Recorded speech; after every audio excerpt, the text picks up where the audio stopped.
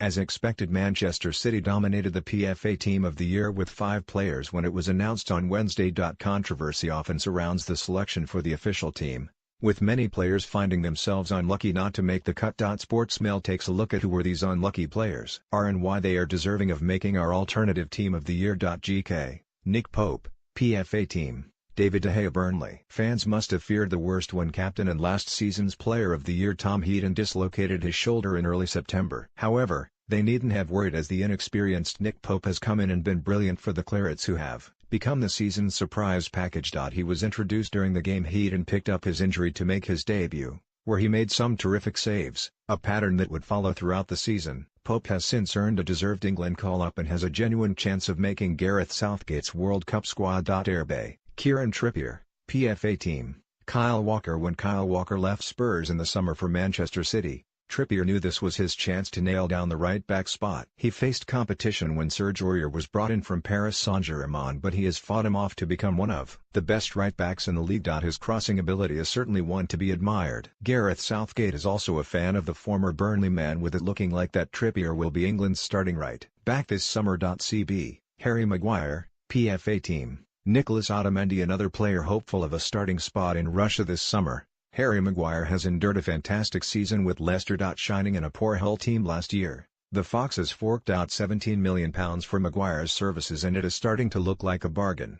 Composed on the ball and a giant in the air, you wouldn't be surprised if the big boys are sniffing round him in the summer. CB, James Tarkowski, PFA Team, Jan Vertonghen. It has been quite the season for Burnley and for their centre-back James Tarkowski. Still in the hunt for a place in Europe next season, Tarkowski has been central to their success and a defense that has seen 11 clean sheets and only 29 goals conceded. His form earned himself an England call-up, and he will be waiting by the phone hoping for the call to confirm his inclusion in the squad this summer. Andrew Robertson, PFA Team, Marcos Alonso. A player that if had been playing games at the start of the season, Andrew Robertson would have surely made the PFA Team of the Year. He has been incredibly consistent in his performances since coming into the team in early December.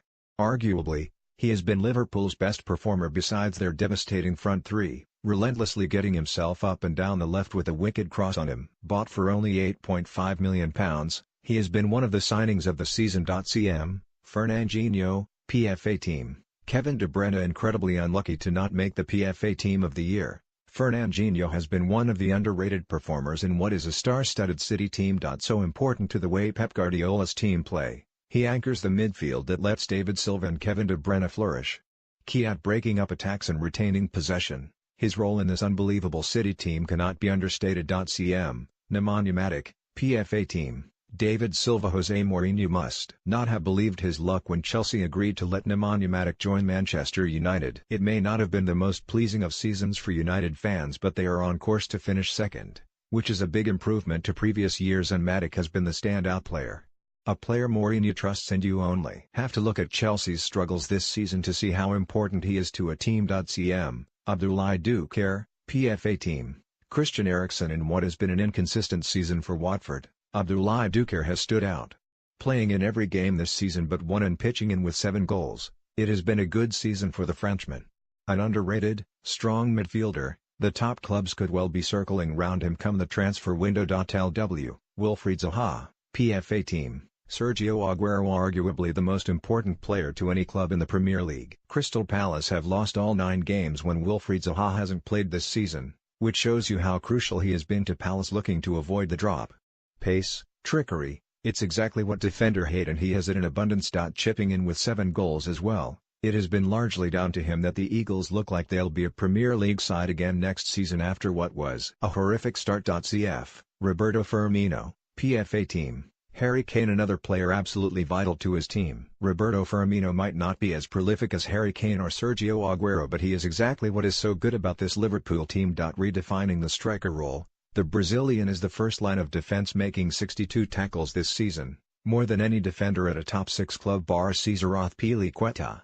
Add in 15 goals and 7 assists and you can see why he is so highly rated by Jurgen Klopp and Liverpool fans. RW, Leroy Sane, PFA Team, Mohamed Salah. Toss-up between Leroy Sane and Raheem Sterling. We just put the German ahead after what has been a sensational season for him. Sane has electric pace and seems to just glide past players like they're not there.